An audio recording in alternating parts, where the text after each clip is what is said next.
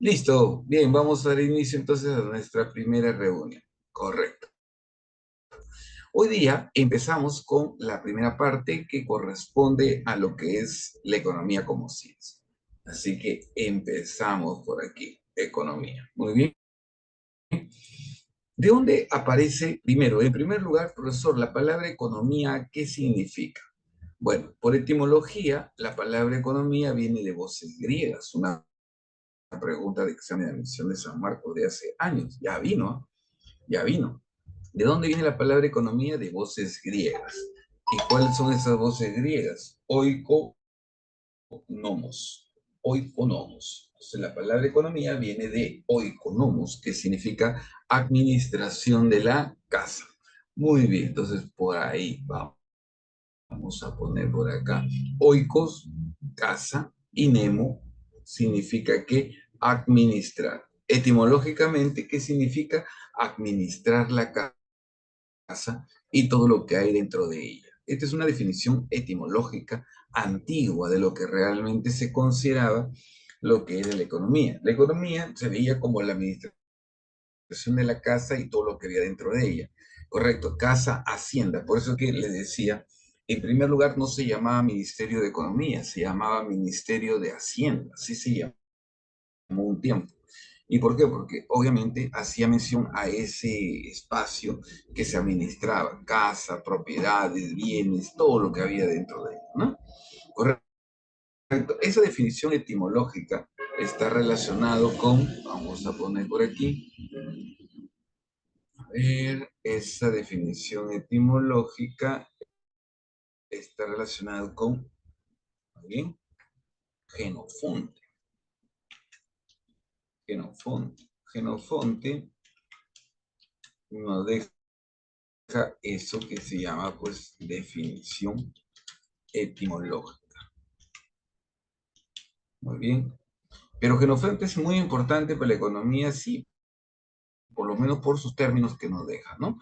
Pero también hay otro personaje, hay otro griego importante ahí, otro griego importante, ¿quién es?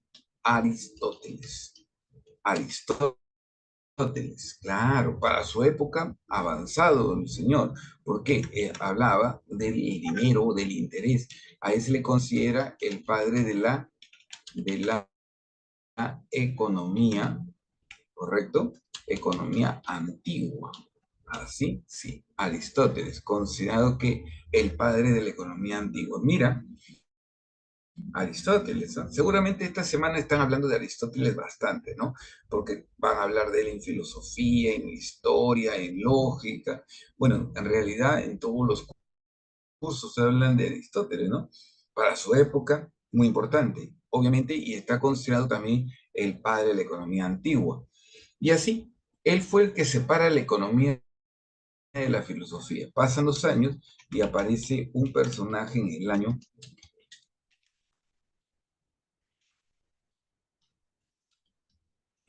de 1615. En el año de 1615 aparece este personaje que llama economía política. ¿Sí? Economía política. Correcto. Él le llama por primera vez economía política en su obra llamado así Tratado de Economía Política, por si acaso. En su obra Tratado de Economía Política, ahí aparece. Muy bien, correcto. Entonces, le llama economía política y ahí se quedó muchos años. Se utilizó el término economía política, pero después quedó medio olvidado. Después lo populariza, lo hace conocido William Petty, correcto, pero así. Y de ahí vamos a poner otro personaje importante con los años, es Adam Smith. Adam Smith, quien en el año de 1776 publica su obra, él es conocido como el padre de la economía política, padre de la economía política, ¿no? Listo. Él publica su obra, se dice que a partir de ahí la economía se vuelve ciencia.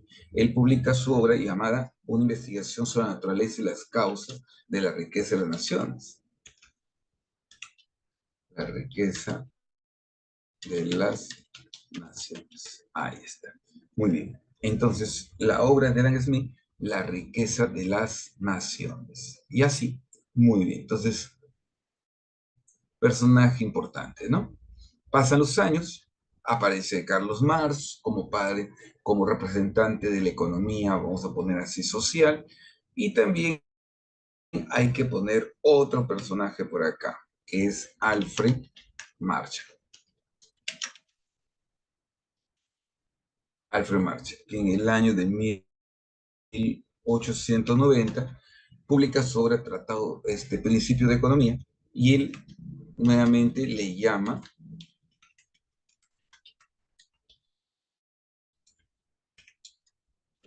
economía. ¿Te das cuenta? O sea, profe, ahí ha ido cambiando el nombre, ¿no? Claro, al comienzo economía, economía política, ¿te das cuenta? Pero ahí tenemos algunos datos adicionales a lo que estamos haciendo. ¿Está bien? Entonces, la palabra economía etimológicamente, ajá,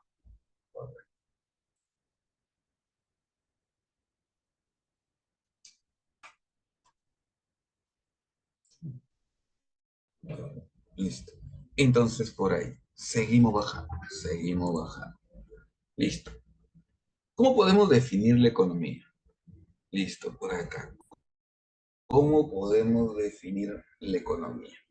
La economía en realidad la podemos definir así, ¿no? Como la ciencia que estudia el uso eficiente de los recursos escasos para satisfacer las múltiples necesidades. ¿Está bien? Entonces, ¿qué estudia la economía? La economía estudia el uso eficiente. Profe, ¿qué significa ser eficiente, no? Saber utilizar los pocos recursos que tenemos en satisfacer ¿qué? Una mayor cantidad de necesidades. Esa es la voz. Entonces, ¿qué estudia la economía? El uso eficiente de los recursos escasos. De tal manera que con los pocos recursos que tenemos podamos satisfacer más. ¿Entendido? Como le decía, buen economista, una persona que con poco dinero tiene que sacar almuerzo. Una buena economista, una ama de casa. ¿Entendido? Practica la economía sin haber estudiado, pero esa es economía. ¿Por qué? Porque la idea es que le debe alcanzar, debe distribuir el dinero. Y no solamente a nivel micro, a nivel macro, la idea es lo siguiente, ¿no? El gobierno con los recursos que tiene, el gobierno con los recursos que tiene, debe tratar de qué? de satisfacer una mayor cantidad, por decir así, de necesidades. ¿Está bien? Con los recursos que obtiene producto, por ejemplo, de la recaudación, debe utilizarlo que en salud, en educación, eso, fundamentalmente educación, salud, seguridad ciudadana, ¿correcto? Y no estarse distribuyendo la plata entre ellos. Entonces, eso es, que sean, que se distribuya mejor la riqueza. Entonces, eso es economía. Muy bien. Entonces, profe, ¿qué es economía? Economía es la ciencia que estudia el uso adecuado, el uso eficiente de los recursos escasos. Muy bien. O por acá también, para Leonel Robbins, se debe entender como la economía, la ciencia de qué? De la elección. ¿Correcto? ¿Cómo entendemos la economía? Como la ciencia de la elección. Siempre estamos tomando decisiones entre hacer una cosa o hacer lo otro. ¿Correcto? Ese es otro problema que tiene la economía y es un principio de la economía, la disyuntiva. Siempre estamos tomando decisiones, o estudio o trabajo. ¿Estudio otra carrera? No, mejor estudio la otra. Profe, compro tal cosa, no, mejor compro lo otro. Correcto, siempre estamos tomando decisiones. Eso también tiene que ver mucho con lo que es la economía, como la ciencia de qué, de la elección. ¿Está bien? Acá. Hasta aquí no creo que haya problemas. En conclusión, profe, ¿qué estudia la economía? La economía estudia la escasez. ¿Está bien? Listo. Seguimos. ¿Cuál es el objeto de estudio de la economía? Muy bien, objeto de estudio. Si hablamos del objeto de estudio de la economía, ¿qué estudia la economía? La economía estudia, para los neoclásicos, la economía estudia la actividad económica. ¿Qué se entiende por actividad económica? A todo lo que el hombre hace para satisfacer sus necesidades. Para los neoclásicos, ¿qué estudia la economía? La actividad económica. ¿Qué se entiende por actividad económica? Todo lo que hacemos para satisfacer nuestras necesidades. Eso es. Entonces, acá estamos hablando, por ejemplo, ¿de qué? De la relación existente, vamos a poner así, entre el hombre y los bienes. Acá. ¿Qué estudia la economía? La actividad económica. ¿A qué se refiere con actividad económica? En realidad, a hacer referencia a todo lo que hacemos, ¿para qué? Para poder satisfacer nuestras necesidades. ¿Por qué? Porque trabajamos. Profe, porque falta plata. Obvio, correcto. Si no, tal vez no lo hiciéramos, ¿no? Entonces, la relación hombre-bienes. Entonces, eso, ¿no? Las personas realizan una labor cada vez que tienen necesidades. Trabajamos por dinero, trabajamos para... Mira, ¿y por qué dice bienes? Claro, porque obviamente yo laboro, ¿por qué? Para pagar el agua, la luz, la casa, el teléfono, el que te digo, el celular, los alimentos, todas las cosas que uno necesita, ¿te das cuenta? Entonces, bajo la idea de los neoclásicos, que esto de la economía, la actividad económica, la actividad económica. Entonces, para aquellos que dicen que la economía estudia la actividad económica, ellos le llaman a esto que economía. Entonces, profe, ¿qué estudia la economía? La actividad económica. En cambio, para otros, la economía que estudia las relaciones sociales de producción. ¿Qué se entiende por relaciones sociales de producción? A los diversos modos de producción, ¿correcto? Por ejemplo, ¿cuáles son los modos de producción? ¿Recuerdan los modos de producción? Sí, debes recordar. ¿En qué modo de producción vivimos? ¿Cuál es el modo de producción actual? El modo de producción capitalista. Muy bien. El modo de producción capitalista. Entonces, para los llamados socialistas que estudian la economía, los modos de producción, por ejemplo, el modo de producción actual capitalista. Muy bien. Antes a eso hubo el sistema feudal. ¿Está bien o no? El sistema feudal. Muy bien. Antes del sistema feudal, el sistema esclavista. ¿Correcto? Y antes del sistema esclavista, la comunidad comunidad. La comunidad que primitiva. Pero ¿qué se ha podido observar a través de los diversos modos de producción? Que ha habido relaciones sociales de producción, que ha habido explotación del hombre por el hombre. De ahí es donde se habla, pues, justamente de lo que estamos señalando, ¿no? La relación hombre-hombre. O sea, a través del tiempo se puede observar que ha habido una explotación del hombre por el hombre. A esto le llamamos que economía. A esto le llamamos economía política. Muy bien, economía política. Entonces, profe, ¿es lo mismo hablar de economía que hablar de economía política? La respuesta correcta es no, ¿cierto? No podemos confundir. Hay economía y hay economía política. Muy bien, o sea, profe, ¿no es lo mismo? No es lo mismo. ¿Está bien? La economía hoy día pues está más ligado a la escuela tal como dice neoclásica, pues, ¿no? Y si hablamos de la escuela neoclásica nos acordamos principalmente de Marshall como uno de los más importantes representantes de la escuela neoclásica de Cambridge. En cambio, la escuela socialista, que hoy día está más ligada a la escuela, a la llamada economía política, aquí lo relacionamos con quién? Con Carlos Marx. ¿Está bien? Está bien. Listo. Hasta aquí, ¿todo bien, chicos? ¿Todo bien? Vamos preguntando, ¿todo bien? Aquí, ¿de dónde viene la palabra economía? De oikonomos, ¿correcto? ¿Que ha ido variando en el tiempo? Sí, excelente. Hoy día se llama economía, anteriormente le llamaban economía política, pero no es que no exista la economía política, y hemos estado señalando que hoy está más ligado a la economía social. ¿Qué estudia la economía? El problema de la escasez. Los recursos escasos obligan a tener que hacer un uso eficiente de los recursos. ¿Qué estudia la economía? El problema de la elección. Siempre estamos tomando decisiones disyuntivas. ¿Lo hago? No lo hago. ¿Lo hago? No lo hago. ¿Produzco? No produzco. ¿Trabajo? No trabajo. Muy bien. Entonces, eso es. Ahora, desde el punto de vista de acá, ¿correcto? Economía y economía política, no es lo mismo, ¿sí o no?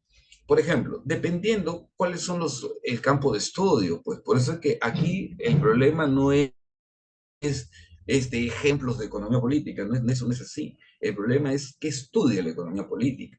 Por ejemplo, ¿qué se enseña más en las universidades hoy? En las universidades lo que se enseña es más economía. Te enseñan producción, productividad, costos, en fin, ¿no? Esos son los términos que están relacionados más con el tema de actividad económica, producción. En cambio, en la economía política no es que no te enseñen eso, sino que hay partes donde tienen que ver con un análisis más social. Por ejemplo, anteriormente se llevaba pues materialismo histórico, materialismo dialéctico, nos enseñaban lo que era la lucha de clases, nos enseñaban, por ejemplo, lo que era la plusvalía, clases de pluralía y tantas cosas, ¿no? Hoy día casi ya eso no se enseña. Y no se enseña por una cuestión más que nada de carácter política, pues, ¿no? Imagínate, si se enseña eso, le quitan la venda de los ojos a mucha gente y hacen que la gente vea la realidad de otra forma, ¿no? Porque ahorita tú te enseña a ver en función a lo que les conviene, pero hay otros enfoques. No, profesor, no sirve, el socialismo no sirve. Bueno, ya, lo dejamos ahí. Hoy día la escuela, como te digo, la escuela socialista está más ligada al estudio de la economía política. ¿Ya? Listo. Seguimos bajando por acá. ¿Qué es la actividad económica? Lo que habíamos dicho, la actividad económica entendemos como toda actividad económica mediante el cual se adquieren productos, o sea, todo lo que hacemos, cualquier proceso por el cual permite adquirir productos. Muy bien, eso es, ¿ya? Entonces, profe, ¿qué es la actividad económica? Todo lo que hacemos, ¿correcto? Ahorita es hora punta, ¿no? Ahorita es hora punta, el que menos está queriendo llegar a su casa. Muchos vienen de estudiar, un gran grupo viene de trabajar. Hoy día, obviamente, hay taxistas, hay médicos que están trasladados a su casa, hay enfermeras, están, por ejemplo, vamos a poner vigilantes, lo que es guachimanes, eso es a nivel de línea. en provincia, mineros entrando, saliendo de la mina, ¿correcto? Hay de todo, hay de todo, ¿entendido? Entonces, obviamente, todo esto es una actividad económica. ¿Y por qué se hace? Porque obviamente nos necesitamos, ¿no? Yo le decía a los chicos, imagínate tú, todavía a esta hora manejar pasa piola, todavía con tráfico y todo, pero manejar, por ejemplo, en la mañana, cuando el sol está que hierve, nos hace, pero quemar el carro y encima manejar y con tráfico, ¿cierto? ¿Y por qué se hace? Obviamente, profe, porque hay necesidad, claro. Entonces, todos realizamos una actividad económica producto de qué, de una necesidad. Eso nos lleva a hacer algo, si no también no lo hiciéramos, ¿sí o no? Entonces, ¿qué se entiende por actividad económica? A todo lo que hacemos para poder satisfacer nuestras necesidades. Seguimos bajando. Aquí es donde nosotros vemos el problema de la economía. ¿Cómo es el problema de la economía? El problema de la economía es la escasez, ¿correcto? El problema de la economía es la escasez. Aquí estamos. ¿Correcto? Vamos a poner por aquí el problema de la economía, ¿correcto? Es la escasez.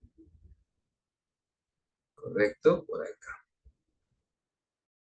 La escasez, que es el problema que debemos enfrentar, se da ¿por qué? Porque cada vez aparecen más necesidades. O sea, las necesidades son ilimitadas. El problema está que los recursos se vuelven escasos. Ahí está. Los recursos se vuelven escasos y las necesidades se vuelven ilimitadas. Ahí está. Los recursos se vuelven escasos y las necesidades se vuelven ilimitadas. Cada vez tenemos más necesidades, sin embargo, cada vez tenemos menos recursos con que satisfacerlos. ¿Está bien? Ese es el gran problema. No es lo mismo, ¿no? Por ejemplo, antes, como le decía, comprábamos un televisor, era un gasto nada más, ¿eh? Era un gasto, chicos. Un solo gasto. Televisor, antena y cable, un cablecito que juntaba la antena con el televisor y se acabó. Ya no hacíamos más gasto, ya. Era un solo gasto nada más. Hoy día no. Hoy día no solamente es el televisor. Hay que comprar ¿qué? Cable. Hay que pagar el servicio de cable. Hay que pagar el internet. Y si quieres tener canales, perdón, HBO, Netflix, en fin, aparte tienes que pagar. Entonces ya no, pues, o sea, ya hay cada vez más gastos, cada vez se generan más gastos. Hoy día es más difícil vivir, ¿eh? Comparado a antes era menos costoso. Hoy día todos ustedes, la mayoría, por decir todos, tienen celular. Difícilmente que no tengan celular. ¿Entiendes? ¿Por qué? Porque los tiempos cambian, pues, el problema está que las necesidades van en aumento y tenemos que tratar de poder satisfacer todas esas necesidades. Entonces, por eso que aquí viene que el problema de tener que tomar decisiones, ¿lo hago? No lo hago. ¿Correcto? Aquí donde aparece que el problema de la elección. ¿Correcto? Acá viene el problema de la elección. ¿Y qué significa el problema de la elección? Aquí donde aparece mi costo de oportunidad. ¿Correcto? Aquí donde aparece el llamado costo de oportunidad. Muy bien, aquí aparece el llamado costo de oportunidad. Profesor, ¿y qué es el costo de oportunidad? Siempre hay un sacrificio a algo. Es cierto, el costo de oportunidad. Entendemos por costo de oportunidad que al sacrificio de algo. Correcto. Listo. Por ejemplo, mira, hay un costo de oportunidad. Hago una cosa, hago otra cosa. La imagen es bien clara, ¿no? Si le entiendes, ¿no? Esa chica tiene que tomar decisiones. O se pone a estudiar o la mamá, pues a lo mejor, ¿no? Por eso, y si hace las dos cosas, tiene otros sacrificios. Siempre va a tener que sacrificar algo, porque siempre para lograr algo va a tener que haber un sacrificio. ¿Entiendes?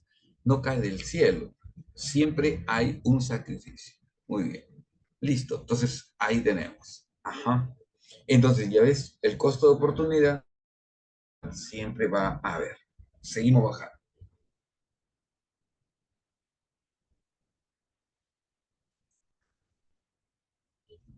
Listo. ¿Qué es el costo de oportunidad? ¿Bien? Cuando hablamos del costo de oportunidad, estamos hablando de qué? Del valor máximo sacrificado. ¿Entendido? El costo de oportunidad se debe entender como el valor máximo sacrificado. ¿Correcto? Es lo que tú, tú eres un ser racional. Entonces, el ser racional implica ser coherente. ¿Correcto? Ser coherente. ¿Te conviene? ¿No te conviene? ¿Correcto? Entonces tú tienes que estar donde te convenga, ¿no? Porque obviamente esa es la idea. El hombre siempre busca estar donde obviamente le conviene. O aceptar o hacer lo que le conviene, ¿no? No hacerlo es actuar de manera no coherente. Por ejemplo, yo les contaba, les decía, por ejemplo, un caso, ya, este señor, muy bien, este señor tiene su casita que quiere alquilar, ¿correcto? Este tiene su casita ahí que va a alquilar, muy bien, muy bien. Este tiene su casa que quiere alquilar, muy bien. Un señor le dice, pago 1.500 por tu casa, alquilada. El otro le dice, te doy 1.200. El otro le dice, te doy 1.000. Como el hombre es un ser racional, obviamente va a optar por quién. Va a optar por el que le va a pagar más, ¿sí o no? Entonces va a optar, se supone, como ser racional que es, va a optar por 1.500. Es cierto, ¿no? Al optar por 1.500, entonces, ¿qué es el costo de oportunidad? El costo de oportunidad sería lo que dejó de hacer. ¿Y qué dejó de hacer? Cuál es el mayor sacrificio que dejó? Entonces sería 1.200, sería 1.000, sería 2.200, sería 300. ¿Cuánto es el costo de oportunidad? Muy bien. El costo de oportunidad, si él opta por, como ser racional que es, opta por 1.500, ¿cuál es el costo de oportunidad? El costo de oportunidad es 1.200. De lo que dejó el más importante. De lo que dejó el más importante. ¿Me entiendes? O sea, profesor, o sea, de lo que dejó el más importante. Claro. Profe, ¿por qué no 2.200? Porque 2.200 no es una opción. Además, no podría alquilárselo a dos o a tres personas a la misma vez. O sea, no está perdiendo 2.200, está perdiendo una opción. Y la mejor opción desechada es el costo de oportunidad. Ahora, si este señor actuó de manera irracional, imagínate que se lo alquila al señor de 1.000 soles. Imagínate que se lo alquila aquí al señor de 1.000 soles. Se lo alquila al de 1.000 soles. ¿Ya? Si se lo alquila al de 1.000 soles, ¿cuál es el costo de oportunidad? Ahí sí, volvemos nuevamente a la mejor opción desechada. Y la mejor opción desechada sería 1.500. ¿Está bien o no? Tomando en cuenta la pregunta, entonces así nomás como está, el costo de oportunidad sería esta de aquí. ¿Está bien? Listo, muy bien. Entonces, ahí tenemos costo de oportunidad. Una vez vino, justo le estaba contando a los chicos en la mañana, le digo, una vez vino una pregunta de Messi. y una alumnita subió la pregunta y lo separé para ustedes acá. Miren esta pregunta.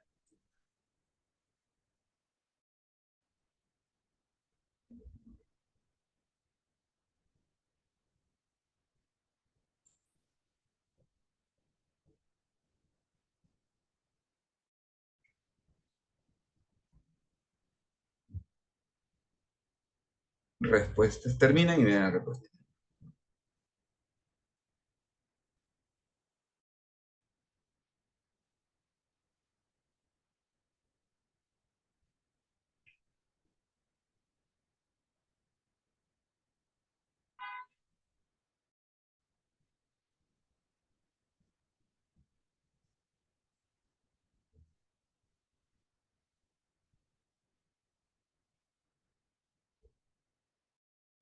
Ya, a ver.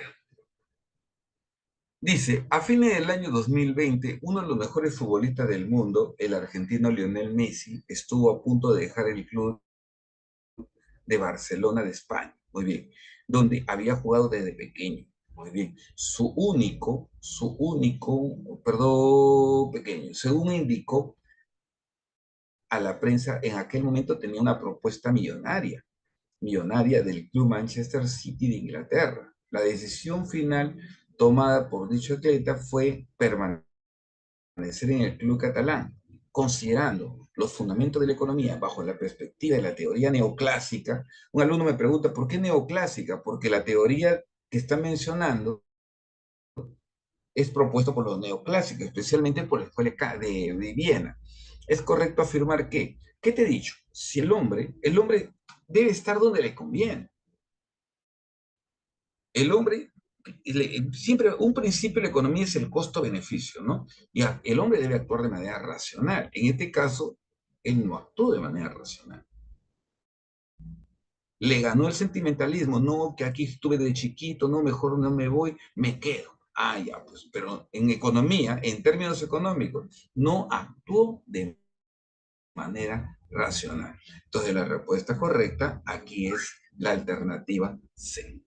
¿Está bien? Entonces, acá la respuesta correcta es la alternativa C. ¿Correcto? Esta de acá. Muy bien. Messi no actuó de manera racional. A ver, ¿qué pusieron ustedes? Pusieron la B. Dice, Messi no maximizó su utilidad individual. Es cierto, pero en realidad no buscó obtener el máximo beneficio, más que su utilidad.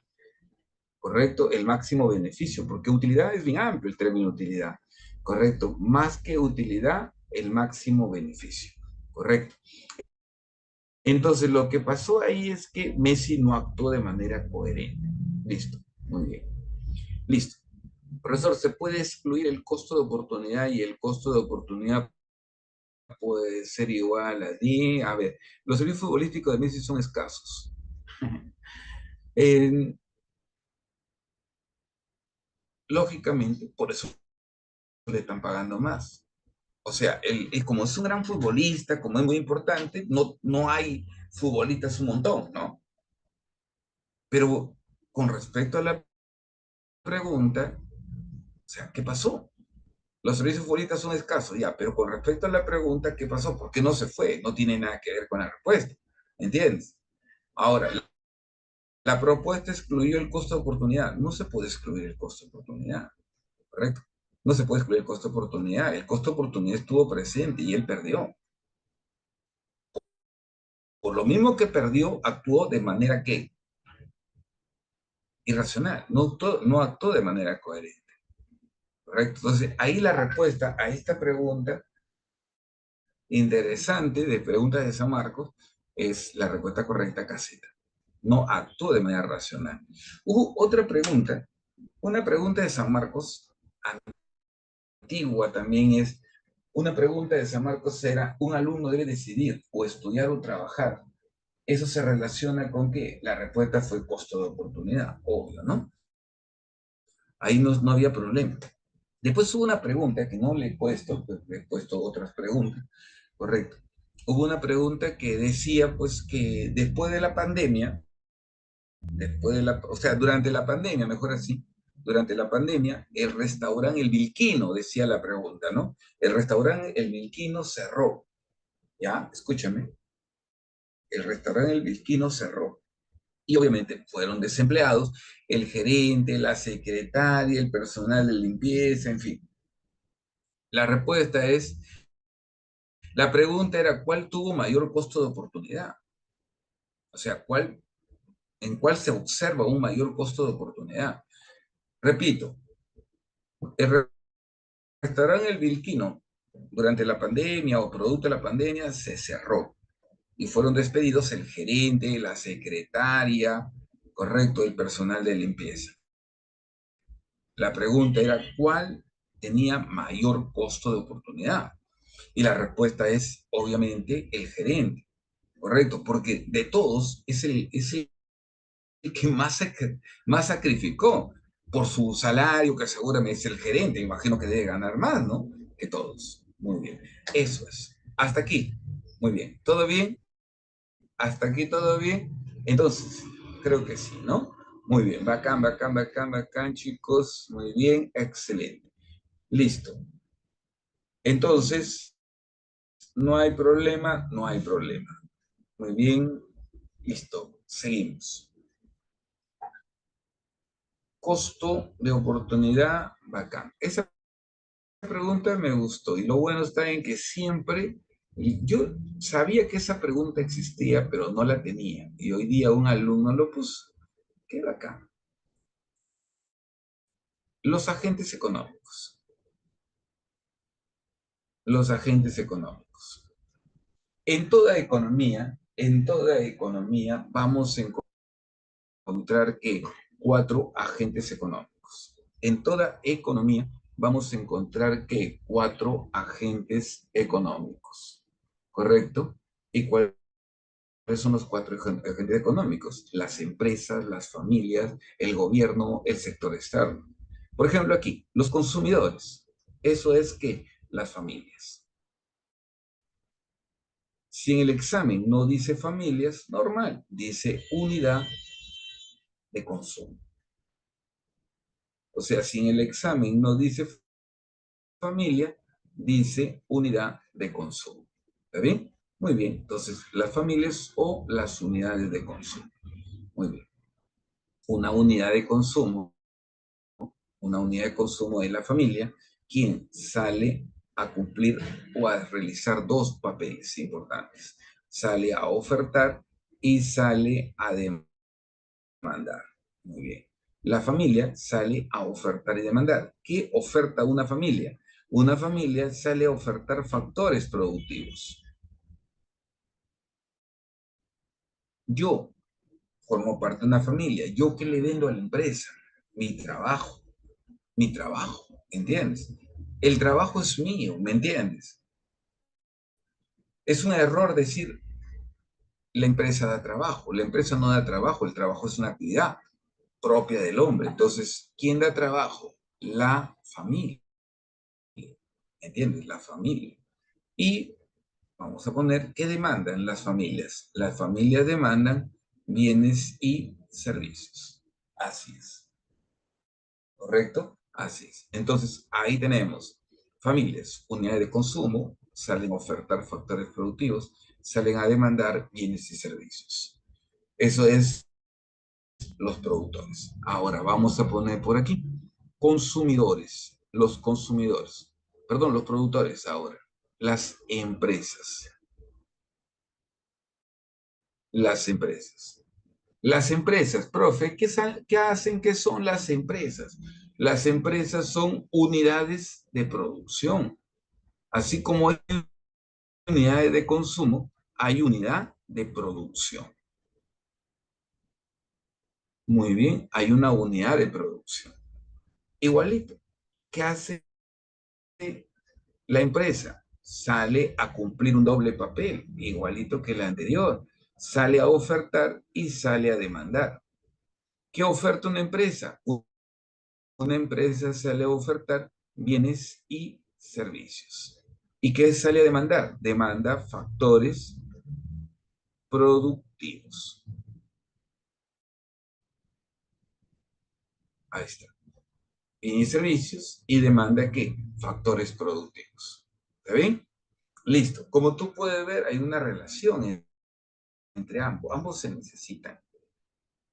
La academia necesita de mis servicios si yo necesito dónde vender mis servicios. Entonces, la academia y yo no necesitamos. Tú necesitas estudiar, ¿correcto? Y la academia te ofrece este servicio, ¿correcto? Muy bien. Bienvenidos los chicos nuevos, ¿no? Los chicos nuevos, bienvenidos a KDC. En buena hora, están por acá. Acá tenemos más de 60 ingresantes nuestros, no inventados, no aumentados, ¿no? Es nuestro. Y eso es bueno, de verdad. Correcto. Es bueno. Eso sí. Acá no es que vas, vienes, das un examen y ya aparece tu nombre. Si fuera así, tuviéramos más de 600 ingresantes también. Y no es así, pues. Correcto. Da cólera a veces cuando engañan a la gente. Listo. Entonces, nosotros acá somos 69, creo, ¿no? Jo creo que dijo que eran 69, pero somos reales, ¿entendido? Somos reales, nada más. Y por acá tenemos, listo, muy bien. Ah, claro, está en cada nombre, como debe ser. Entonces por acá tenemos Estado, ¿correcto? Muy bien. Entonces, el gobierno es otro agente económico, ¿correcto? El gobierno es otro agente económico importante. El Estado, ¿no? Con respecto al Estado se ha tejido un montón de ideas. ¿Debe? ¿No debe intervenir? ¿Correcto? ¿Debe o no debe intervenir? Así es. Se ha tejido todo un problema si el Estado debe o no debe intervenir. Algunos tiran para un lado, el otro tira para el otro lado, ¿no? Correcto. Aquí ya encontramos ya nosotros ya, correcto, corrientes económicas, corrientes económicas. Muy bien.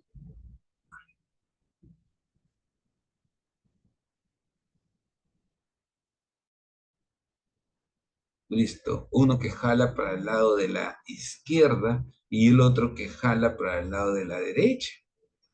¿Correcto? Ahí está. Uno que jala por un lado, el otro que jala por el otro lado. Y es así. ¿Correcto?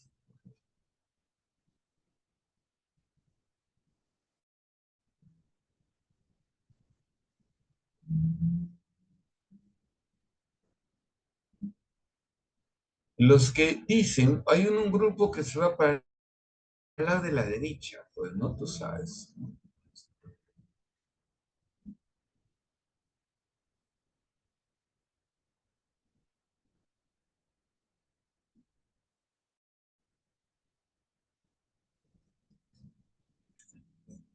Hay un grupo que se va para el lado de la derecha, entonces ellos son los que consideran, por ejemplo aquí, que el Estado no debe intervenir, ¿correcto? Hay unos que son partidarios de una economía, vamos a poner aquí, son partidarios de una economía liberal. Muy bien, entonces aquí, esta es una economía liberal. ¿Qué significa una economía liberal? Una economía donde el Estado no debe intervenir. ¿Sabe qué? Todo se fija en el mercado por la oferta y la demanda y el Estado no debe intervenir. Una economía liberal, pues. Pero ese es un extremo, pues. Correcto. Acá está Adam Smith. Adam Smith. Profe, un problema económico, según los socialistas, es la propiedad privada. ¿Qué quiere decir con eso? Para los socialistas, la propiedad privada es el problema, por lo tanto lo eliminamos. Debe ser para todos. No está bien tampoco, no vayas a pensar que yo estoy tirando por ese lado. No, no, no. Mi opinión es que no es cierto, ¿no? Ahorita vas a ver la diferencia entre equidad e igualdad, ¿correcto? Ahorita vas a ver ese punto. Pero vuelvo a insistir, tu pregunta es, profe, un problema económico según los socialistas es la propiedad privada. ¿Qué quiere decir con eso? Que para los socialistas el problema es la desigualdad, porque hay ricos y pobres en la propiedad privada. Y ellos consideran que eso no debe existir, esa desigualdad. ¿Y cómo lo eliminamos? O logrando que todos los hombres sean iguales. Bueno, no estoy de acuerdo, pero es una teoría. Ah, listo. Por acá vemos una economía, por ejemplo, planificada, correcto, una economía planificada. Una economía planificada, donde el Estado decida qué va a hacer, el qué, el cómo y el para quién lo determina el Estado. O sea, el Estado decide qué se produce, qué no se produce. Eso me hace recordar una economía como la Corea del Norte, ¿no? En Corea del Norte, por ejemplo, ahí se observa una economía donde el Estado decide qué hacer, ¿no? Claro, está que eso ya es dictadura, eso no es marxismo, ¿no? Pero bueno, una de las ideas acá, como teoría, bueno, en Carlos Marx, ¿no? No puse de ejemplo Corea del Norte, no va a decir que Corea del Norte es marxista, no te pases. No, listo. Entonces, economía planificada, aquí, listo. Y acá. Y hay un punto medio aquí. Hay un punto que está jalando para un lado, jala para el otro, ¿correcto? Jala para un lado, jala para el otro. Y aquí estaríamos hablando de qué? De una economía mixta. Una economía mixta, ¿correcto? Una economía mixta donde el Estado actúa como un ente netamente que regulador. El Estado participa donde no interviene el capital privado. El Estado regula. ¿De quién estamos hablando acá? De Keynes, de John Maynard Keynes. ¿Está bien? Listo. Muy bien. ¿Qué tipo de economía tiene el Perú? ¿Qué tipo de economía tiene el Perú? Muy bien. Muy bien, social de mercado. El artículo 58 de la Constitución Política del Perú, el artículo 58 de la Constitución Política del Perú habla de una economía social de mercado. ¿Ya? El artículo 58 de la Constitución Política habla de qué? De una economía social de mercado, donde el Estado actúa como un ente netamente que regulador. Pero que lo haga, pues, ¿sí o no? La Constitución dice una cosa, pero en la práctica, ¿quién defiende al pobre consumidor? Vas, ¿qué te digo? Al seguro, no te atienden, pucha, la empresa de luz quiere cobrar lo que quiere, el agua igual, todo el mundo hace lo que quiere, los monopolios, en fin. Entonces, una economía debe ser una economía, como se dice, ¿no? Donde el Estado regule, pues, ¿no? Pero que actúe como un verdadero agente regulador, ya que el Estado no puede imponer empresa porque la cuestión política lo limita. Bueno, pues que regule, pero que lo haga bien, ¿no? Y por ahí tenemos, no, ahí se confirma, y por acá tenemos el resto del mundo. El resto del mundo es otro agente económico muy importante, porque aquí estamos hablando ya del sector externo, ¿no? El sector externo. ¿De qué estamos hablando? Acá estamos hablando de lo que es la exportación y también hablaremos de lo que es la importación. Muy bien, porque también, pues, difícil en una economía como la nuestra, o mejor, no tanto como la nuestra, sino el siglo XXI, ¿qué país vive aislado? ¿No? No sería, no estaríamos bien, ¿no? Como una economía netamente cerrada, ¿no? Imposible. Imposible. Muy bien. Sí, estamos bien. Correcto. Seguimos bajando. Fines de la economía. Ayer, ayer ayer un alumno me preguntaba, profesor, este, ¿por qué el Perú está mal? ¿Qué se tiene que hacer para que hayan profesionales, economistas idóneos, capaces de solucionar el problema del país. Así me pregunto, ¿por qué el Perú está mal? ¿Y qué se tiene que hacer para que haya profesionales idóneos capaces de corregir el problema del país? Yo no entendí que el chico como que me preguntaba o le echaba la culpa a los economistas o los entendidos en el tema del problema que hay en el Perú, ¿no? Y yo no lo veo así. El problema no son los profesionales que tenemos, porque hay gente capaz. El problema está en el sistema. ¿Tú crees que realmente tú con tus grandes ideas reveladoras, así, con tus grandes ideas revolucionarias, cambiantes, podrías cambiar el Perú? No, difícil. Si tienes ideas innovadoras, ahí quedas, ahí quedas. Como le digo a los chicos, por ejemplo, nosotros vendemos nuestras materias primas y nos lo venden transformado 10 veces más, 8 veces más al precio que lo vendimos. ¿Por qué? No lo transformamos nosotros, nosotros lo vendemos. Profe, es que falta tecnología. Oye, estamos hablando de, ya han pasado muchos años, ¿por qué no lo hemos logrado acá? Es que no les conviene, pues. ¿Tú crees que a China le convendría que no le vendamos nuestro COVID, nosotros lo produzcamos, lo transformemos y le vendamos ya lo transformado? No lo van a hacer, pues no les va a convenir. Entonces, no es un problema de profesionales, es un problema del sistema, es un problema de gobierno. El gobierno no hace nada para mejorar. Entonces yo le expliqué así, ¿no? Porque en realidad el chiquito me dio a entender de que los economistas son una tira de personas incapaces que no pueden sacar al país adelante, ¿no? Y no es cierto, pues, no es cierto, no es eso el problema. No es ese el problema es el sistema.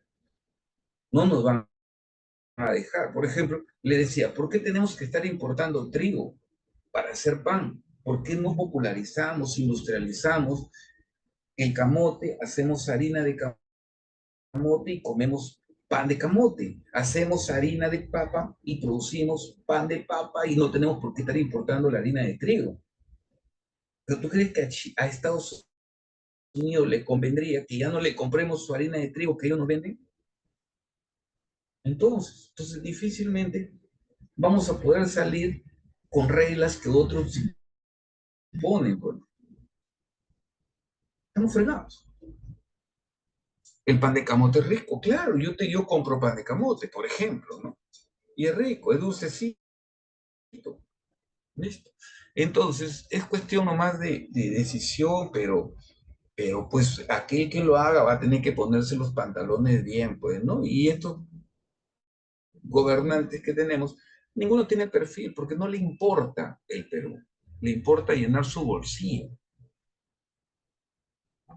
¿entiendes? Nada más. No les importa el Perú, estos sinvergüenzas, impresentables, de verdad, no les interesa el país. Seguimos, porque eso no va a venir. ¿Qué son, cuáles son los fines de la economía? Los fines de la economía. El fin de la economía tenemos, por ejemplo, un fin teórico, ¿no? Un fin teórico. Y el fin teórico es aquel que me permite entender, explicar qué es lo que ocurre, por qué se da. Me permite crear un modelo, dar una ley. ¿Entendido? Eso, importante para la economía. ¿Correcto? Entonces, profe, entender, explicar. Alguien, no lo leí bien, alguien habló de Julio Velarde. Julio Velarde me parece un profesional muy importante en la economía peruana. ¿Correcto? Pero ese es un sector nomás, ese es un sector, ¿no? Que ha logrado la estabilidad del precio del dólar en el tiempo, ¿no? Y eso lo veo en el TikTok como un caballito de guerra que está utilizando el fujimorismo, que decir gracias al fujimorismo el dólar se mantiene estable. Qué sinvergüenza es eso, señor. Pero bueno, listo. Entonces, hay puntos positivos en la constitución política de 93, ¿eh? No todo es malo también. Si yo tuviera la oportunidad de cambiar la constitución política, no cambia el artículo 83 ni el artículo 84, que hablan sobre el Banco Central de Reserva. No lo cambiaría, no lo cambiaría. Me parece que la autonomía que se le dio al BCR fue muy buena. Pero eso no significa pues, que sea pues, obra del fujimorismo, no sea malo. Pues. Correcto. Entonces, bueno, pero ya, regresemos. Entonces, por ejemplo, yo les decía, el precio del dólar se mantiene. El precio del dólar se mantiene en el tiempo. ¿Y por qué? Porque obviamente, por ejemplo, el Banco Central de Reserva interviene, o bien sale a vender dólares, o bien sale a comprar dólares, lo que hace que el precio del dólar se mantenga, ¿no? En el último examen de admisión de San Marcos habla de la tasa de encaje legal en dólares. ¿Te acuerdas de esa pregunta? Hay una pregunta de la tasa de encaje legal en dólares. Si aumenta la tasa de encaje legal en dólares, escasea el dólar que circula y el precio del dólar va a tender a subir. Esa fue la respuesta, ¿no? En cambio, si disminuye la tasa de encaje legal en dólares, profe, disculpe, ¿qué es el encaje legal? Es el porcentaje de dinero que los bancos guardan en el BCR. No solamente los bancos, todas las entidades financieras, cajas, aseguradoras, en fin. Entonces, si el Banco Central de Reserva eleva la tasa de encaje legal, va a haber en dólares, va a haber menos dólares circulando, porque va a haber más dólares guardados, y ante la escasez de dólares, el precio del dólar empuja hacia arriba, tiende a subir. Pero si la tasa de encaje legal baja en dólares, va a haber más dólares circulando. Y al aumentar la cantidad de dólares que circula, el precio del dólar tiende hacia abajo, baja. ¿Entiendes? Si me has entendido, estamos logrando el fin teórico de la economía. ¿Y cuál es el fin teórico de la economía? Justamente eso, explicar, entender, que tú logres captar por qué se da. ¿Entendido?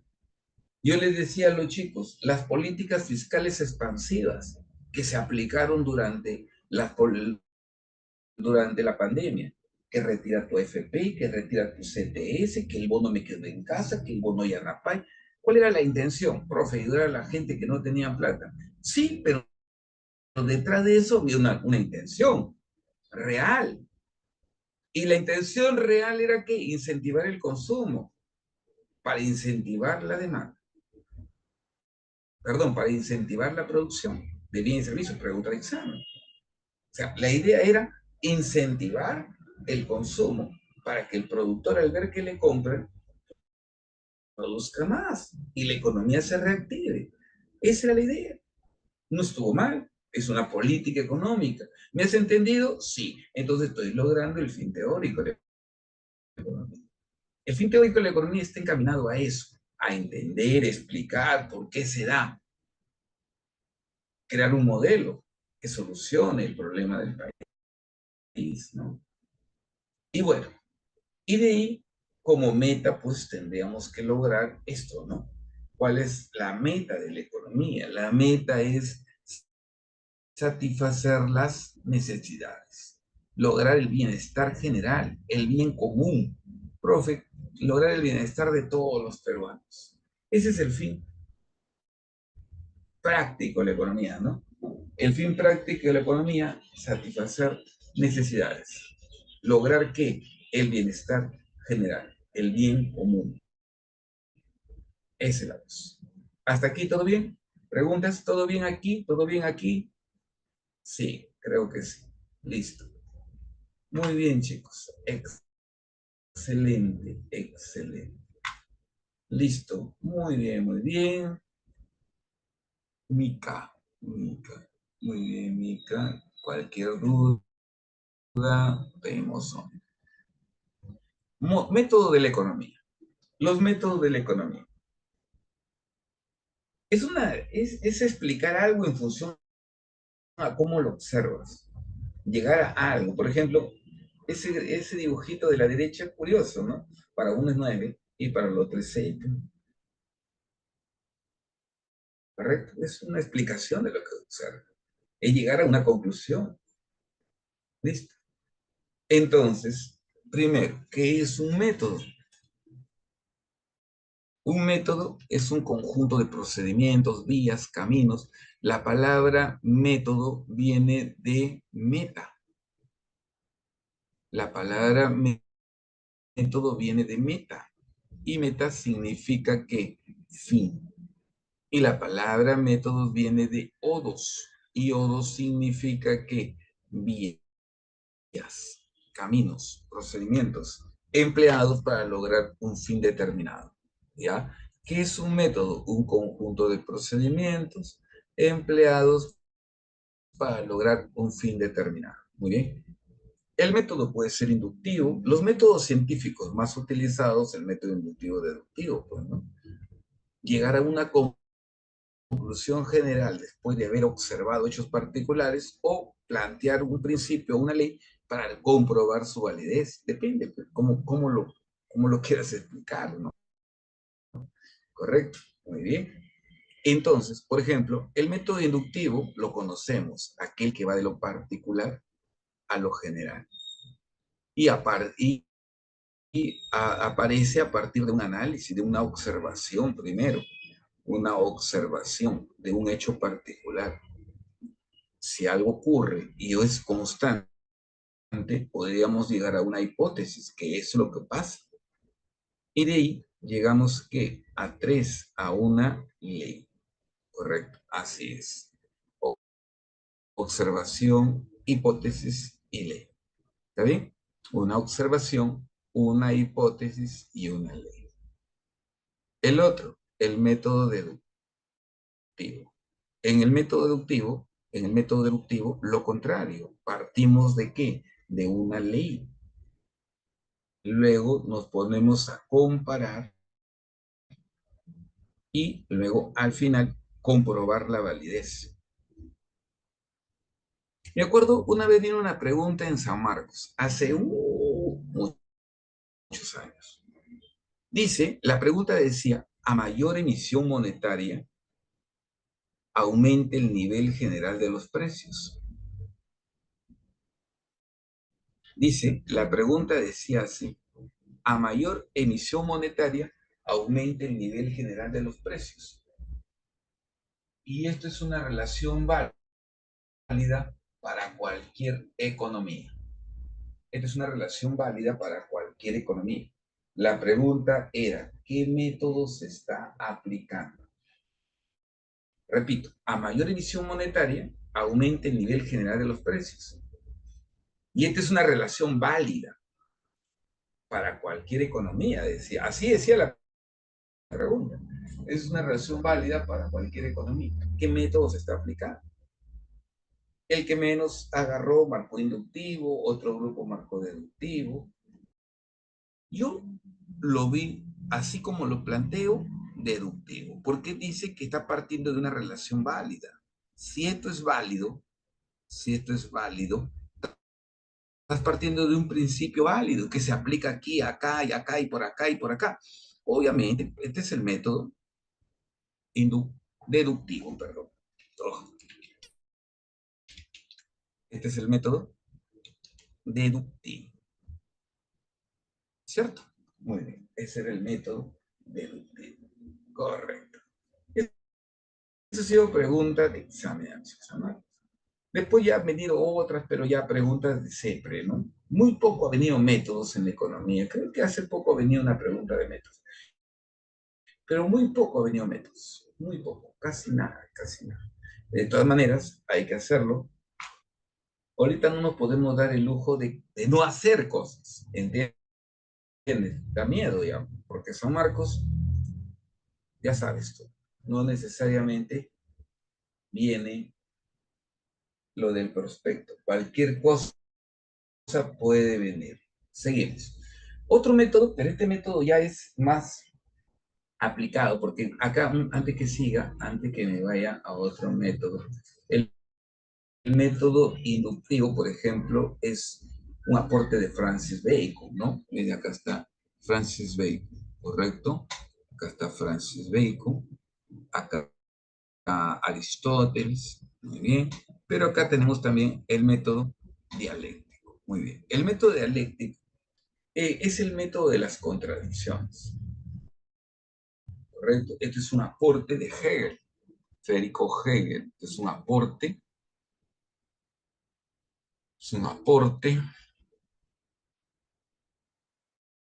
de Federico Hegel, correcto, maestro de Carlos Marx, correcto, de donde saca la fuente del marxismo también, ¿no? El marxismo tiene como fuente la filosofía clásica alemana, ahí está, Hegel, correcto.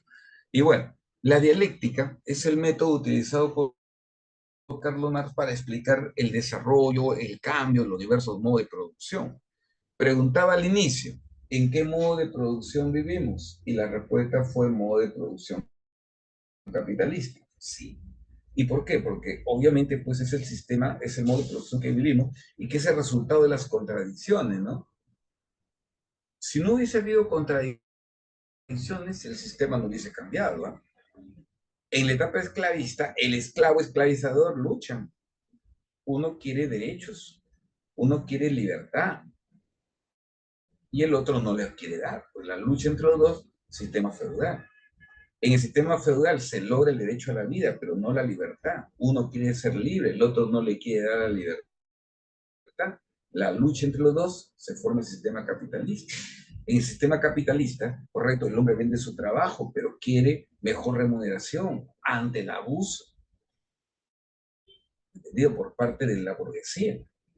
Entonces, la lucha entre los dos hace que mañana se implante un nuevo sistema. ¿Qué sistema habrá? Bueno, teoría marxista, la teoría marxista dice socialismo, posiblemente, tal vez no, correcto. Pero lo que sí es seguro que las contradicciones harán que el sistema cambie, correcto. Las contradicciones harán que el sistema cambie. Y como eso saben los burgueses, que el sistema cambiará con contradicciones, tratan de apagar a todos aquellos que se oponen al sistema, ¿entiendes? Correcto. Tratan de apagar a todo aquello o aquello que se opone al sistema. Y contentan a la gente con tonterías, de verdad. Pero bueno, seguimos. Ya, entonces aquí hablamos de tesis, antítesis y síntesis. Muy bien. Seguimos. Vamos por acá.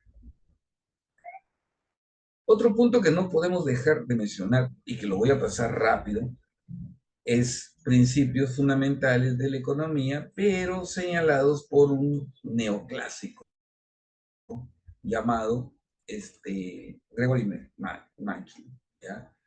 Es sobre principios de economía, Gregory Mankiw. Por si acaso, alguna vez apareció en el folleto de CEPRE. Lo han puesto también. Otra vez ya no lo han puesto, a veces lo han puesto, a veces no lo han puesto. Profe, ¿qué principios señala Gregory Mankiw? Gregory Mankiw es un neoclásico, por lo tanto, no necesariamente estamos de acuerdo o vas a estar de acuerdo con sus principios. Por si acaso, que quede bien claro eso. Un primer principio que Gregory Mankiw señala, pues, ¿no? Que los individuos siempre enfrentan a disyuntivas. Y es cierto eso, claro. La toma de decisiones. ¿Lo hago o no lo hago? ¿Lo compro o no lo compro? ¿Viajo o no viajo? ¿Invierto o no invierto? Ya está. La disyuntiva es algo que vive con nosotros.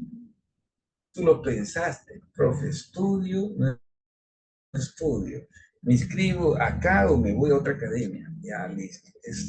Has decidido, has tomado decisiones. Esa es una disyuntiva constante, presente. Y es un primer principio. Y siempre vas a tener que sacrificar algo. Por eso que el segundo principio está en el que el coste de una cosa es aquello a la que se renuncia para conseguirlo. El coste, el costo de algo es lo que tú renuncias para conseguir. Entonces, eso es, ¿ya? El costo de una cosa es aquello a la que se renuncia para poderla conseguir. Entonces, vamos aquí. Muy bien, muy bien, muy bien, muy bien. Y otra cosa que es muy importante, que también tenemos que ver, aunque suene metalizado, es que, ¿te acuerdas que te dije del ser racional? Ya, pues, las personas piensan en términos, las personas racionales, ¿no? Que buscan el bien. O sea, lo que me conviene, piensan en términos marginales. ¿Qué voy a ganar? ¿Correcto? Costo-beneficio.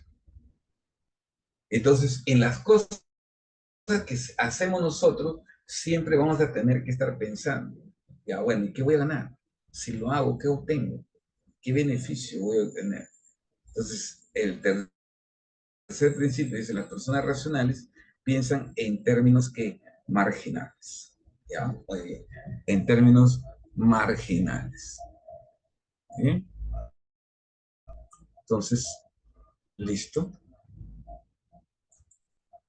Correcto. Entonces, profesor, voy a trabajar ya.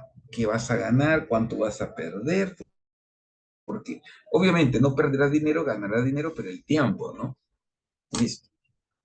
Hoy día el tiempo es muy importante y tiene mucho precio, ¿no? Listo. Prefiero yo trabajar cerca a mi casa, trabajar virtual, que irme de aquí al otro lado, porque olvídate, en el transporte nomás, ¿cuánto tiempo te vas? Y pierdes plata. Ahí se pierde dinero. No, no conviene, no conviene. El tráfico insoportable. Otro, los individuos responden a incentivos. Siempre se tiene que tomar, se hace algo para obtener una respuesta a eso. Si al empresario le bajan el impuesto, que paga por producir, que paga por sus ingresos, lo motivas a que produzca más. Si el precio sube por medio de un control de precios, el productor se motiva a producir más. ¿Entiendes? Entonces siempre va a haber un incentivo, ¿no? O sea, el incentivo lleva a hacer algo también. Era como, por ejemplo, yo le decía a los chicos, imagínate que te digan así, ingresas y te regalo un carro.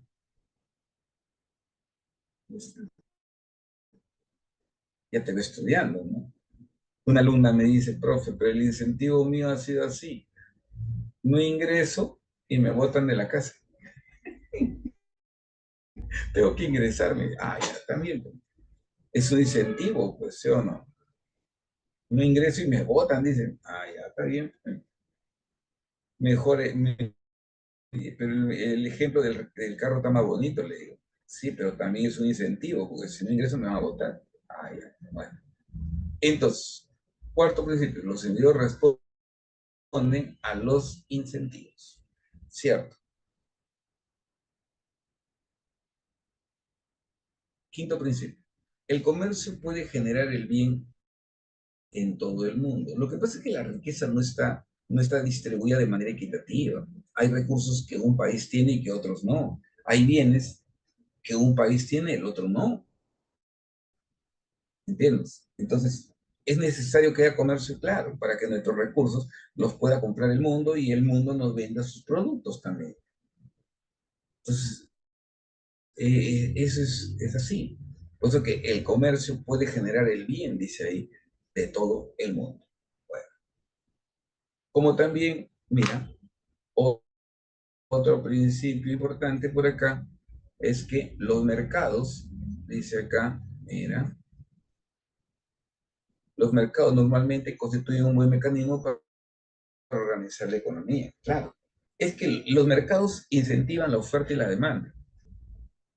Y los mercados normalmente constituyen un buen mecanismo para organizar la economía. La demanda lleva a producir. La demanda y la oferta dan origen al mercado, los precios. Por eso. Entonces los mercados normalmente constituyen, como dice ahí, un buen mecanismo para organizar la actividad económica. Muchas veces el Estado tiene que intervenir cuando el mercado no soluciona los problemas. ¿Correcto? Entonces, como dicen, la mano invisible, que es la oferta y la demanda, cuando no logra solucionar el problema, tiene que intervenir el Estado. Esto ya tiene ya de economía neoclásica, o perdón, keynesiana, ¿no? Keynesiana. Dice, hay a veces en que la mano invisible no logra administrar los recursos. Es ahí donde el Estado puede modificar ciertas leyes, ¿no? Claro. Entonces, cuando el mercado no logra corregir los problemas, entonces el Estado puede intervenir. Como el ejemplo que di del dólar, ¿no? Que el Estado interviene comprando, vendiendo dólares para de esa manera lograr la estabilidad, ya que el mercado a veces no lo puede hacer, necesitamos la intervención del Estado. Otro principio, el nivel de vida depende de la capacidad de producir. Por eso, cuando dice nivel de vida, ¿a qué se refiere? Nivel de vida tiene aspectos como educación, calidad de vida, ¿no? Y el nivel de vida va a depender del nivel de producción, claro. Cuando se produce más, cuando el PBI mejora, mejoran los niveles de vida, la calidad de vida, hay empleo, ¿correcto? Hay inversión, se reduce la informalidad. Entonces sí es cierto, pues, el nivel de vida de un país depende de su capacidad de producir, claro. Ahora, si disminuye, por ejemplo, la capacidad de producir, o sea, si el PIB se contrae, por ejemplo, ¿no? ¿Qué pasa, por ejemplo, cuando el PIB se contrae, como el caso de nuestra economía? Lo contrario, pues, chicos, observamos ahí, lamentablemente, ¿qué vamos a observar? Desempleo, informalidad, delincuencia, que más abunda. Bueno, en el caso del Perú eso ya es endémico, ¿no? Pero debería reducirse con una mejora de la economía. Y bueno, otro más. Esto sí lo conoces. Los precios suben cuando el gobierno imprime demasiado dinero. Eso me hace recordar el proceso inflacionario. ¿Está bien? Entonces, profe, ¿por qué suben los precios? Un principio fundamental, mira, dice que los precios suben cuando el gobierno imprime demasiado dinero. Entonces, ¿qué tiene que hacer el gobierno? Controlar, pues, la cantidad de dinero que circula. No se puede agarrar la maquinita y ponerse a hacer billetes por hacer. No es así. Entonces, la principal causa de la inflación es una mayor producción de dinero impreso. No se puede hacer mucho dinero. Y uno último. Estamos bien, estamos bien. Ya. Este de acá. Que también te debe hacer recordar que el caso de la llamada curva de Phillips. Muy bien. La sociedad, dice aquí, enfrenta una disyuntiva a corto plazo entre inflación y desempleo. En un momento se creyó que la solución importante a la inflación era generar desempleo. Y no, pues no es así, porque una solución es, por ejemplo, vamos a poner impuestos y no afectar el empleo, ¿no? A ver, por ejemplo, esta es la curva de Phillips. ¿Y qué expresa esta curva de Phillips? Expresa lo siguiente, que cuando aumenta el desempleo, aquí, cuando aumenta el desempleo, la gente está sin trabajo, no tiene dinero, no compra, y si no compra, entonces la inflación es menor. Claro, la inflación es baja, pues. Cuando hay desempleo, hay una menor inflación. ¿Está bien o no? Entonces, cuando hay un aumento del desempleo, la inflación se reduce. Pero cuando el desempleo es menor, ¿correcto? Cuando el desempleo cae, hay más gente trabajando. Y si la gente está trabajando, la gente tiene dinero para comprar. Y si la gente compra, entonces los precios suben. Entonces la inflación se incrementa. Eso es lo que quiere decir. ¿Está bien? Eso es lo que quiere decir. Muy bien. Esa es la curva de Félix. Profe, ¿y es cierto? Claro, si nos encerramos en esos dos, sí. Pero obviamente, pues hay más causales, hay más hechos que pueden generar una inflación, no, no solamente eso. Si nos encerramos en esos dos, considerando que todo lo demás está constante, es válido, pues, ¿no? Pero no solamente eso, hay más. Y no solamente el correctivo va a ser, pues, reducir o aumentar el desempleo para que la inflación caiga, ¿no? Esa es una teoría. Otro punto que también tenemos que ver acá, otro principio básico es la escasez. Correcto, la escasez, tal como lo te pide tu prospecto, ¿no? Y la escasez es lo que habíamos dicho al inicio. ¿Por qué se da? Porque los recursos se vuelven escasos, limitados, y las necesidades son cada vez más. ¿Está bien? Ese es el gran problema. Recursos escasos, necesidades ilimitadas. Cada vez más y más y más necesidades, generadas por las mismas empresas, ¿no? El consumismo. ¿Ah? Claro, el consumismo, la modernidad nos lleva a pensar que si no hay, por ejemplo, una persona decía, ¿no? Un alumno decía, profesor, pero si regresáramos el tiempo atrás no podríamos vivir, ¿cómo vamos a estar sin internet? ¿Y cómo se vivió en esa época? Yo he vivido sin internet tantísimos años y, no, y nadie se moría, ¿correcto? Nadie se moría, normal. No había, pues, ¿no? Sino que ahora sería más difícil en el sentido que ya lo conoces. Y si te lo quitan, te vas a desesperar, ¿cierto? Pero ya se ha pasado por eso. Un poco difícil tal vez ahora, pero nadie se moriría. Principios básicos. La eficiencia. Cuando hablamos de eficiencia, por ejemplo, una eficiencia técnica, la eficiencia técnica está relacionada con la productividad. ¿Y qué es lo que se busca, por ejemplo, cuando se incrementa la productividad? Producir más con lo mismo. Esa es eficiencia. El principio técnico es lograr, desde la primera parte, desde la definición, estoy hablando de eso, ¿eh? La ama de casa que con 10 soles, 15 soles saca almuerzo, ahí está. No despilfarra recursos. Hace buen uso de los recursos que tiene. Con lo poco que tiene, satisface más, produce más, o produce lo mismo con menos recursos. Esa es eficiencia. La otra es buscar siempre una eficiencia económica. O sea, ya no tanto hablando de los recursos, sino hablando de la técnica de producción. Utilizando o buscar la técnica más barata, más cómoda. ¿Ok? Listo. Utilizar la técnica más cómoda. No creo que sea tan difícil, sino que faltaría crear la infraestructura necesaria, ¿no?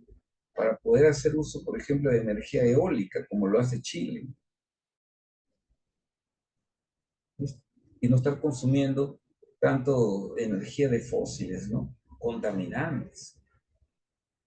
Utilizar, por ejemplo, la energía solar. Profe, los paneles solares son caros. Yo creo que eso es lo que nos han hecho creer, porque como que no les importa, no les interesa o no les conviene que ese tipo de energías se popularice, ¿no? Y se hace, y si se hace, bueno, más seguro que te dan vuelta, ¿no? Porque grupos de poder no les convendría. ¿Listo? Ujú. Sí, sí, sí, ya hay, pero falta, pues, falta, falta, en realidad falta, pero sí, sí existen, pero falta todavía popularizarlo, ¿no? Popularizar. Bueno, seguimos. Otro punto también que es otro principio básico es la igualdad y la equidad. No es lo mismo. Igualdad es dar a todos lo mismo, ¿correcto? Esto quería decir que todo el mundo gana, por ejemplo, la misma cantidad de dinero. Eso no es bueno. Eso no es bueno. Que todos ganen igual, no. Debe haber una equidad en función a tu aporte. Si produces más, debes ganar más. ¿No te parece? Profe, o sea, igualdad no, equidad, justicia social, correcto. Aquel que produce más, que gane más. Por ejemplo, yo considero de verdad que debería haber un filtro, o mejor, que a los congresistas se les pague un salario mínimo, ¿entiendes? Nada más. Son los que menos aportan a la economía. Estoy seguro que si ganaran un salario mínimo, y solamente un salario mínimo, nadie de esos sinvergüenzas postularía. Están ahí solamente por la plata.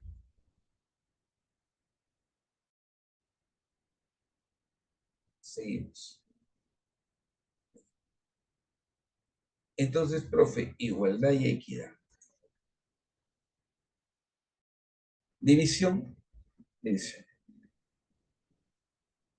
División de la economía. Muy bien.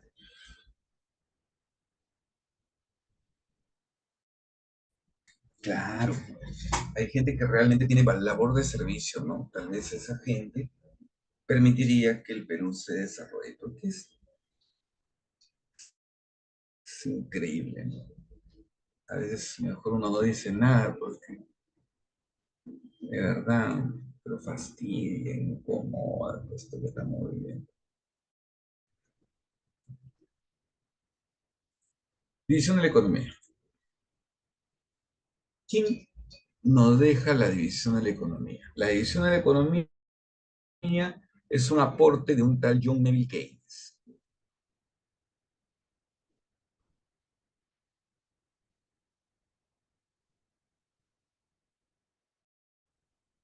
John Neville Keynes, ¿correcto? Muy bien.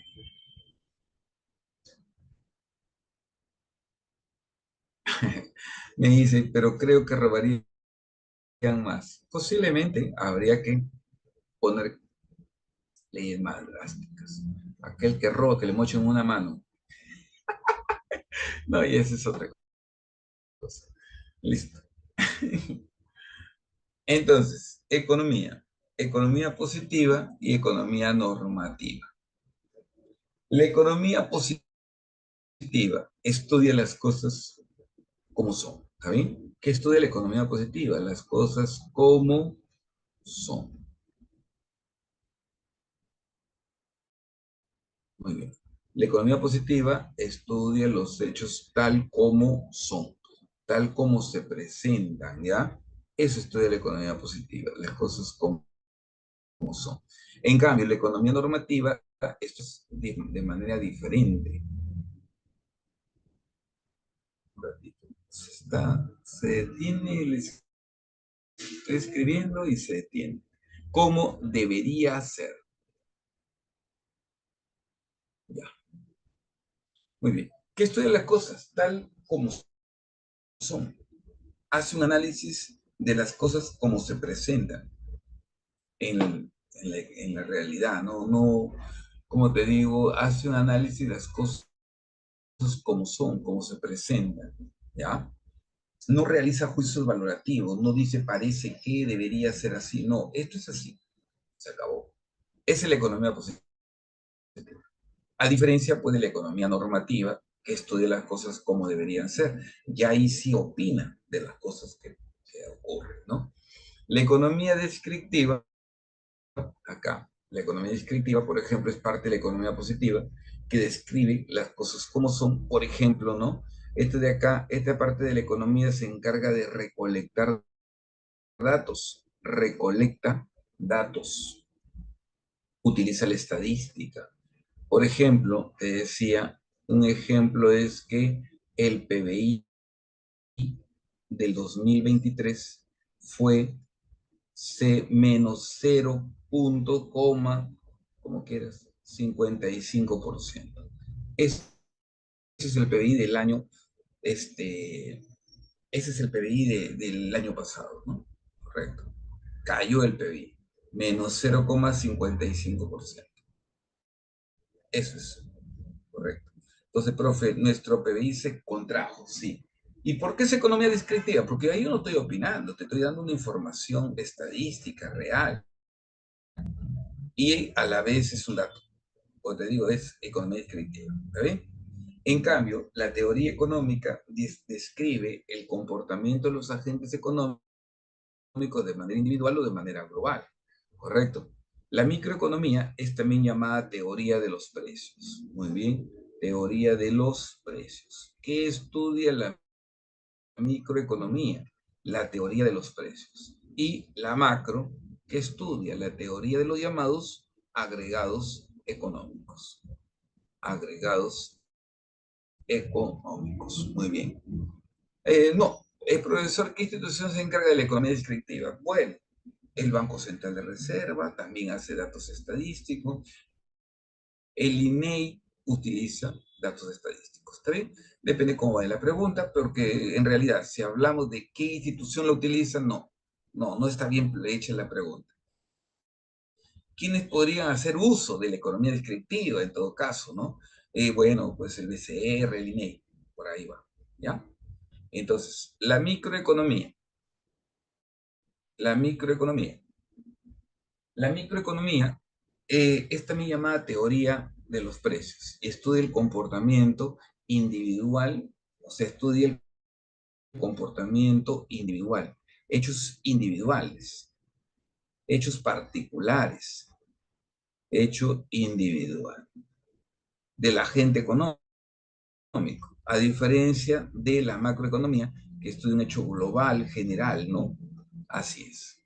¿Está bien? Por ejemplo, la inflación es un fenómeno macro. ¿Y por qué? Porque la inflación, por definición, es el incremento generalizado de los precios. Es diferente que yo diga el precio de un producto, como viene en San Marcos, ¿no? El precio del kilo de bonito en el Perú. Pero dice en el Perú, pero dice el precio de un producto. Entonces estamos hablando de qué? De microeconomía. Si dijera inflación, macro. Si dijera el precio de los productos agrícolas, perdón, ¿qué productos agrícolas? Arroz, ¿qué? Papas, cebolla, ¿qué? Ah, no, ese es macro. Eso es macro, ¿entiendes? Es muy general. Ahora, si digo, la producción de papa en la chacra de María, ¿de qué estamos hablando? De la producción de papa.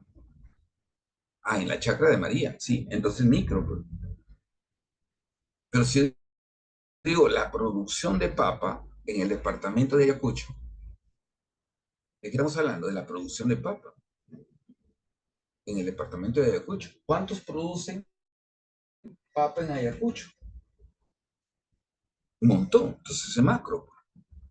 No, es micro, ¿por qué? Es macro.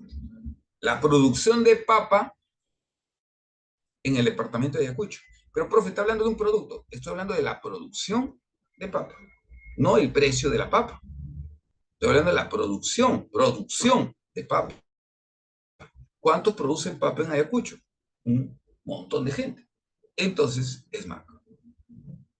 Si hablo del desempleo, es macro. Si hablo de que ahí hay 3 personas, 10 personas que no tienen trabajo, eso es micro. ¿Entiendes? Entonces, eso es una... ahí hay que hacer diferencias, ¿no? Si hablo del consumo del gobierno, eso es macro. Pero si digo, el gobierno ha comprado vacunas contra el dengue, eso es micro. ¿Entiendes? Porque ya es un hecho muy individual, ¿no? La compra de vacunas contra el dengue al laboratorio tal, peor todavía. Entonces, ahí tenemos un hecho micro, un hecho macro, ¿ya? Ahora, sigo bajando por acá. Ahí vemos las políticas económicas. Cuando hablamos de políticas económicas, un ratito acá, hablamos de estrategias. Muy bien. Políticas económicas, estamos hablando de qué? De estrategias. O sea, el gobierno es el llamado a aplicar políticas económicas. ¿Está bien? Profe, ¿qué es una política económica? Una estrategia que el gobierno toma. No me vayas a confundir política económica con economía política. Porque la economía política es la que estudia la explotación del hombre por el hombre. En cambio, que estamos hablando de estrategia, de medidas que el gobierno aplica con la intención de llegar a solucionar el problema del país, ¿no? Entonces, por eso. Principalmente, acá encontramos dos políticas, ¿correcto? Principalmente, acá encontramos dos políticas, la política fiscal y la política monetaria. La política fiscal está a cargo del MEF, Ministerio de Economía y Finanzas, mientras que la política monetaria está a cargo del Banco Central de Reserva del Perú. Muy bien. Profe, ¿quién tiene a cargo la política monetaria? La política monetaria, vamos a poner aquí,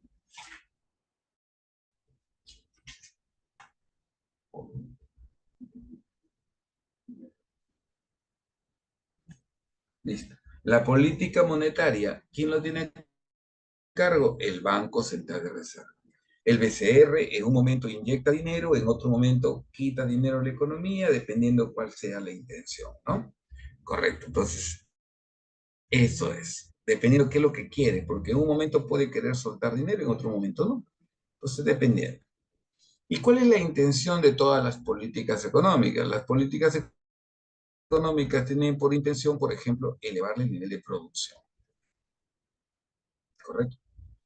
Elevar el nivel de empleo, ¿correcto? Elevar la estabilidad de los precios, o mejorarles, o sea, lograr eso, que es la estabilidad de precios, ¿está bien? Entonces, por ahí va con las políticas, ¿no? O sea, profe, más producción, más empleo, estabilidad de precios. Sí.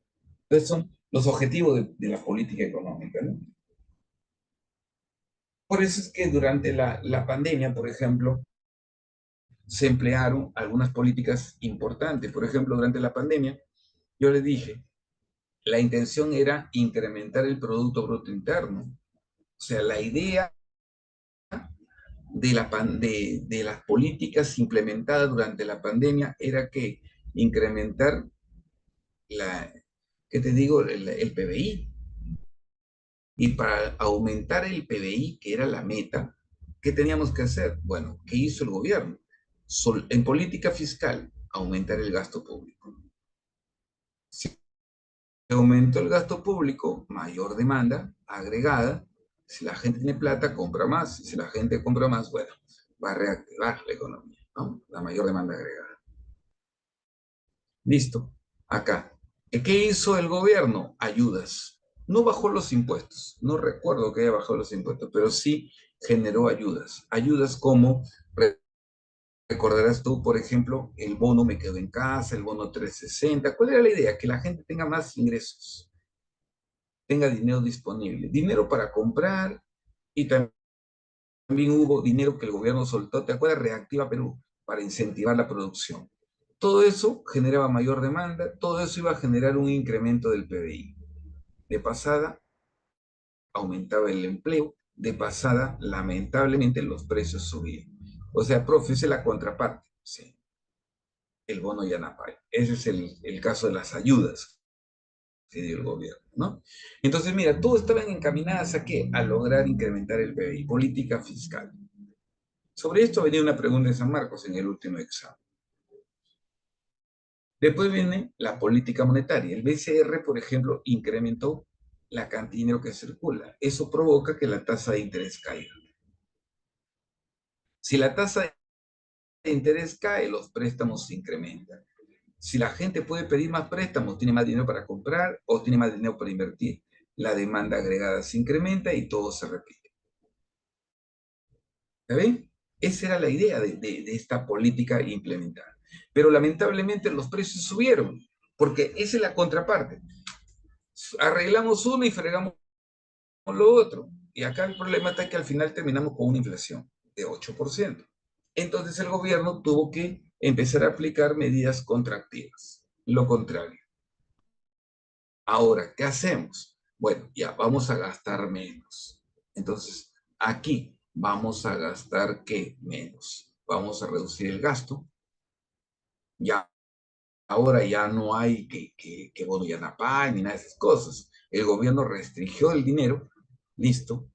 Lamentablemente el PBI se contrae, hay menos empleo, pero los precios se estabilizan. Por eso entonces se pueden poner medidas para corregir eso, ¿no? Claro, o sea, la idea es, de manera general, eso es lo que ocasiona, ¿no? Pero ya se pueden aplicar medidas sectorizadas ya para lograr un cambio en esos aspectos. Aquí, por ejemplo, el gobierno ya no está con ayuda, ya no hay bonos, ya.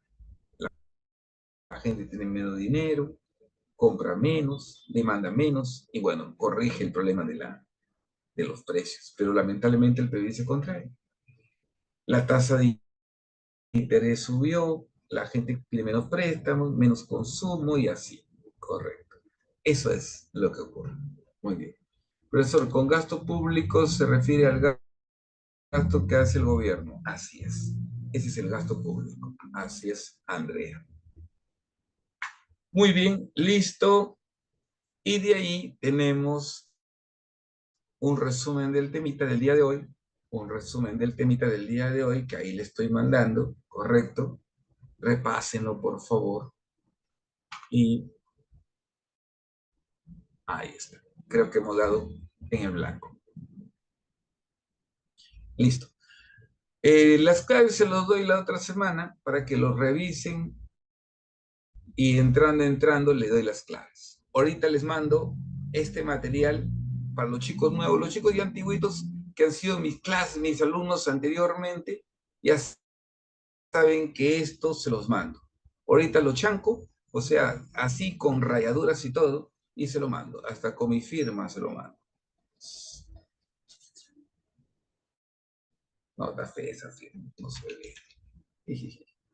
Ya, así que ya saben, ya saben.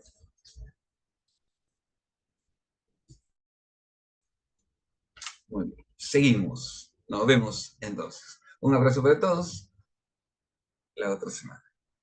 Nos vemos. ¿Ya? Gracias a ustedes, más bien. Gracias por haber decidido por estar con nosotros. No te arrepentirás, de verdad. Métele ganas. Nosotros ponemos el 10%, el 90% es tuyo. Nosotros ponemos 10 nada más. El 90 es tuyo, chico. Pero esos 10 te pueden ayudar a ingresar. Gracias, chicos. Nos vemos. Un abrazo para todos.